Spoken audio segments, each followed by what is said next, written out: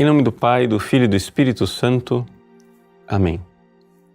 Meus queridos irmãos e irmãs, nós estamos ainda na última semana do ano litúrgico e, claro, a Igreja volta o seu olhar para o fim dos tempos.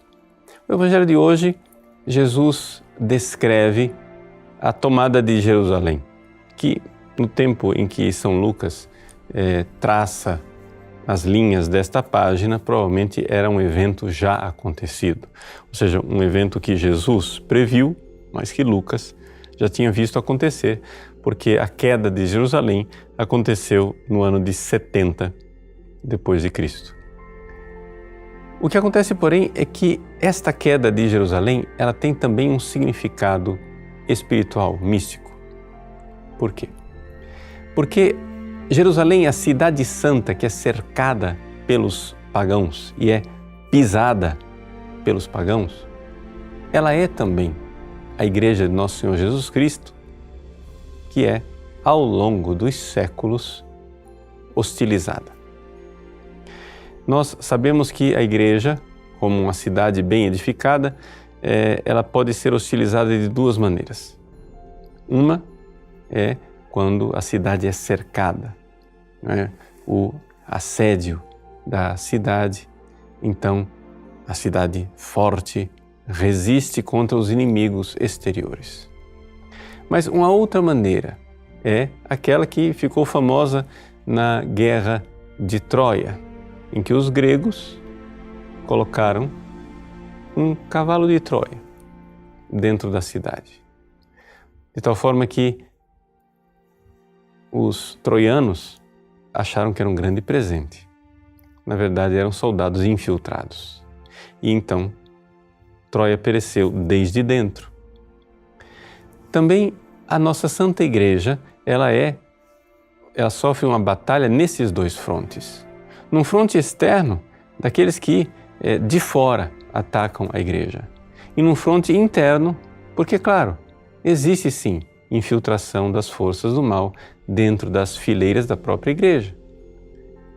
Nosso Senhor Jesus Cristo disse que a sua esposa, a Santa Igreja Católica, ela é a esposa imaculada e resplandecente.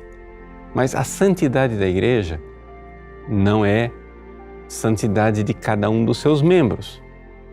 Ou seja, existem membros da Igreja que miseravelmente vivem no pecado.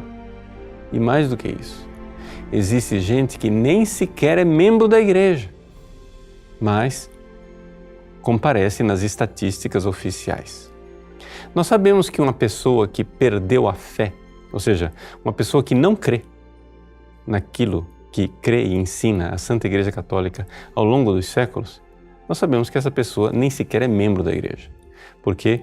Porque o crime, pecado de heresia e apostasia é desses crimes e pecados que faz com que a pessoa deixe de ser membro da Igreja, Outros crimes e pecados fazem com que a pessoa esteja em pecado mortal ou esteja numa situação de punição, mas ela não deixa de ser membro da Igreja. Só que o vínculo último, a última coisa que ainda liga um fiel à Igreja Católica, ele pode estar em pecado mortal, ele pode estar vivendo uma vida completamente contra a vida que é pregada pelos santos e pelo magistério da Igreja, mas o fiozinho que resta é a fé.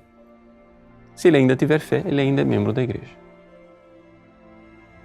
Mas, miseravelmente, existe gente sem fé dentro da Igreja. E que tristeza quando a gente vê que pessoas sem fé estão pregando, pessoas que estão sem fé estão ensinando e introjetando o vírus da falta de fé dentro da própria Igreja. Não nos desesperemos.